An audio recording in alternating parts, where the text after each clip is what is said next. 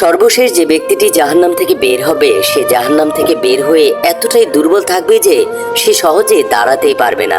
একটু পর সে জান্নাতের দরজা দেখতে পাবে। এরপর সে আল্লাহর কাছে ফরিয়াদ করবে, ইয়া আমার আল্লাহ, আপনি আমাকে জান্নাতের দরজার কাছে নিয়ে যান যেন আমি তার ছায়া পাই। আল্লাহ তখন বলবে, হে আমার পাপী বান্দা, আমি যদি তোকে এটা দিয়ে দেই তাহলে তুই আর আমার কাছে কিছুই চাইবি না তো? বান্দা বলল, না, আমি আর কিছুই চাইবো না।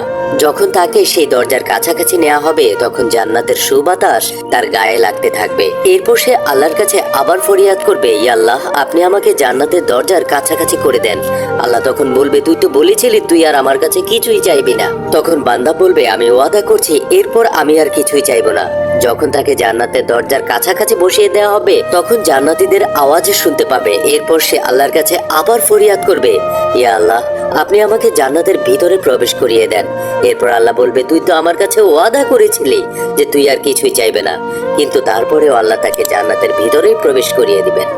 একটি সাপ একজন পীর সাহেবের কাছে যেয়ে বলল, আমি যে সবাইকে কষ্ট দিয়ে অপরাধ করেছি, আল্লাহ তাআলা কি আমাকে ক্ষমা করবেন? পীর সাহেব বলল, অবশ্যই ক্ষমা করবে, তবে শর্ত হচ্ছে তুমি কাউকে আর দংশন করতে পারবা না। সাপ বলল, ঠিক আছে, আমি তওবা করছি, আর কোনোদিন কাউকে দংশন করব না। কয়েকদিন পর একটি ইঁদুর কামড় দিয়ে সাপটির শরীরের গোস্ত ছিঁড়ে ফেললো, কিন্তু সাপ ইঁদুরটিকে কিছুই করলো না, সে ধৈর্য ধারণ করলো। হঠাৎ একদিন পীর সাহেব দেখেন সাপটি ক্ষতবিক্ষত শরীর নিয়ে তার সামনে হাজির। পীর সাহেব বললেন, কি ব্যাপার, তোমার শরীরের এই অবস্থা কেন?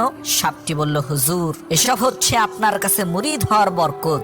একটা ইঁদুর এসে কামড় দিয়ে আমার শরীর থেকে গোস্ত নিয়ে গেল, কিন্তু আপনার নিষেধ আছে বলে আমি তাকে দংশন করিনি। পীর সাহেব বললেন, আরে বেকুব, আমি তো তোকে দংশন করতে নিষেধ করেছি, ফোঁস করতে তো আর নিষেধ করি নাই। একবার ফোঁস করে দেখতি ইঁদুরের 14 গোষ্ঠী সহ বর্ডার ক্রস করে দেশের বাইরে চলে যেত।